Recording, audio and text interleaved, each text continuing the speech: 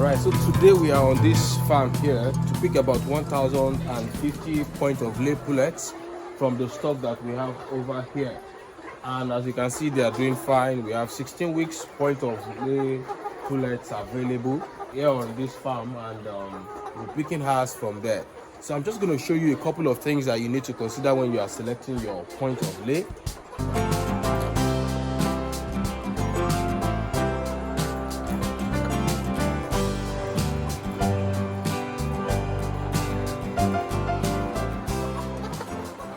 You want to ensure that you are picking generally from a healthy flock. You don't want to pick from sick flocks, and you can see these ones are actually active. I think the last time they ate was yesterday, and because of the transportation they will be going through, they have not eaten today. So they are quite hungry. If they see feed now, they will just all rush at it. They are alert, and that's okay.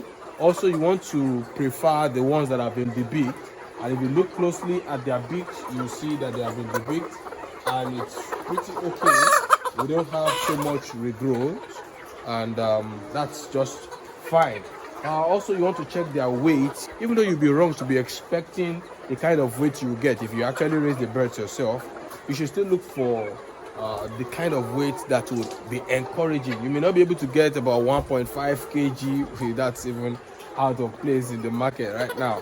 So you should be looking for something over a kg of weight, so that by the time they spend a couple of weeks on your farm, they should start dropping, because that weight is also important. All right, and you also want to ensure that you are not selecting from the males, because when you have a large flock like this, there's a tendency to have some males, so you want to ensure that you sort out the males separately. The farm here I've actually done the job of separating the males, but I can still see a few males among the general flock.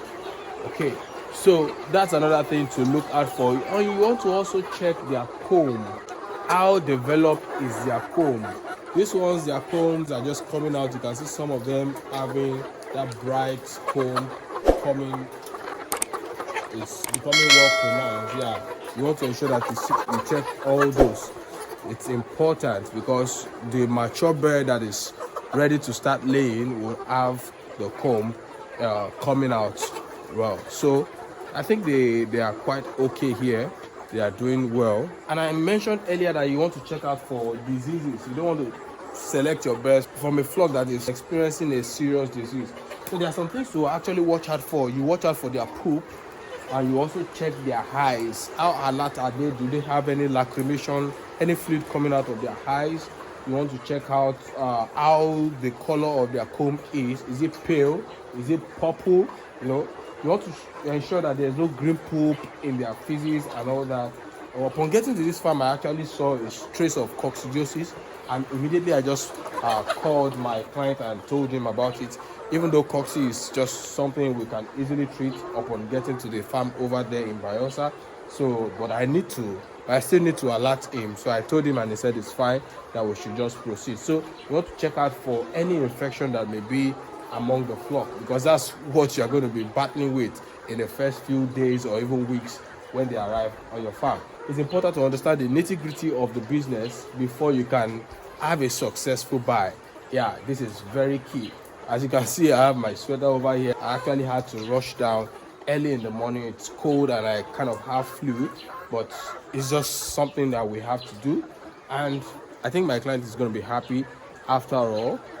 The birds are looking fine. We may not be getting the best in terms of size, but I think they are good.